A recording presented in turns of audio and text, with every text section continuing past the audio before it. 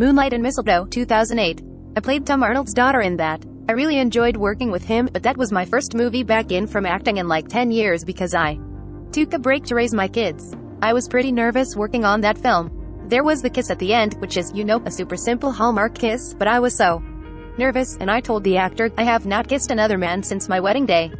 And he's like, yeah, but it's fine. It's Hallmark. But I was quite nervous over the whole thing. Let It Snow, 2013. Oh, I loved this movie. That was with Alan Thicke. Alan was so wonderful. I loved that movie because he played my dad and obviously played my brother's dad on Growing Pains for so many years. Alan was so beloved. My biggest takeaway from Let It Snow was being with Alan. Christmas Under Wraps, 2014. That movie is still the highest rated Hallmark movie in the history of the channel since it aired. I am still trying to break that record. Nobody's broken it and I can't even break it. I know how loved that movie was and we filmed that one in Utah. It was great fun. A Christmas Detour, 2015. This one was with Paul Green and then our director was Ron Oliver, whom I loved as well. He's great fun and directed so many different Hallmark movies. I remember we were really hot. It was in the middle of summer. I try not to shoot my Christmas movies in the middle of summer because you don't want to be all wrapped up in coats and sweaters and it's 90 degrees out. But I just remember the snow blowing and bubbles and the potato stuff that they used for snow.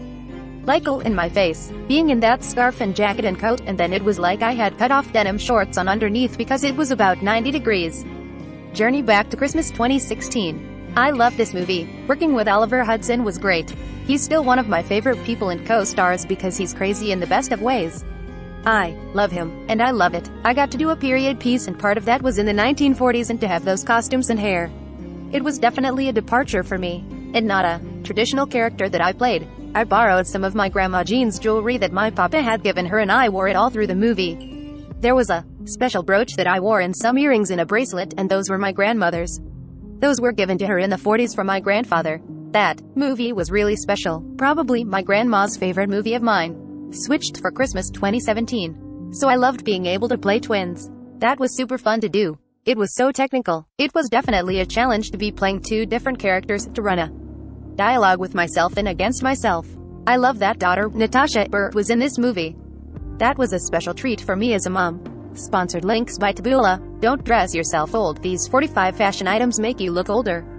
Cleverest. Issue Addicts, Christmas 2018. This one, aside from the movies that haven't aired yet, is my favorite of mine because Jean Smart is just brilliant.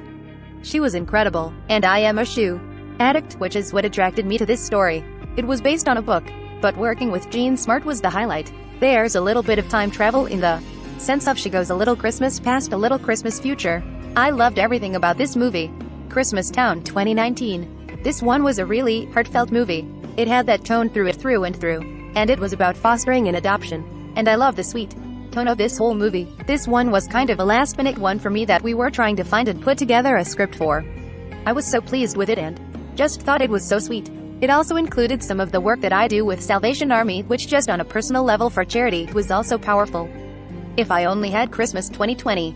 Oh, I just adore this one. This is one my producing partner Jim had created for me. We came up with this idea because The Wizard of Oz is my all-time favorite movie, and we thought, how can we take some of the elements of The Wizard of Oz and put it into a Christmas movie?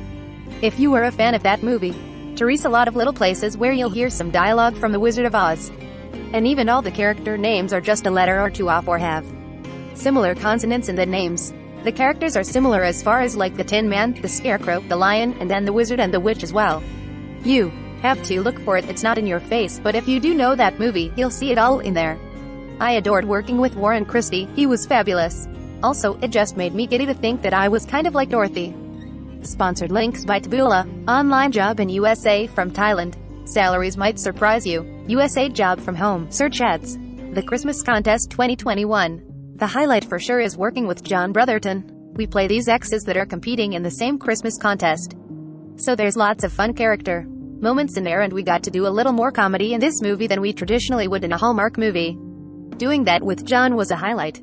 Just because of our sitcom route, we balanced the comedy out at the end because there's a lot of heartfelt moments in this one as well. So again, I adored this movie. For me, it's the one that I would actually want to do a sequel to. While we were developing this script, I knew the entire time as we were fleshing out the characters that John needed to be my co-star. And John is not Canadian, so that actually posed some issues, but we worked it out.